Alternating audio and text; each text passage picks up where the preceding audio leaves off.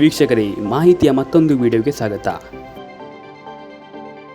Big boss grand ಫಿನಾಲೆಯಲ್ಲಿ ಅಮೋಘವಾಗಿ ಗೆಲುವು ಪಡೆದಿರುವ ಹಳ್ಳಿಯೈದ ಹನುಮಂತ ಅವರ ಮನೆಯಲ್ಲಿ ನೀರವ ಮೌನ ಆವರಿಸಿದೆ.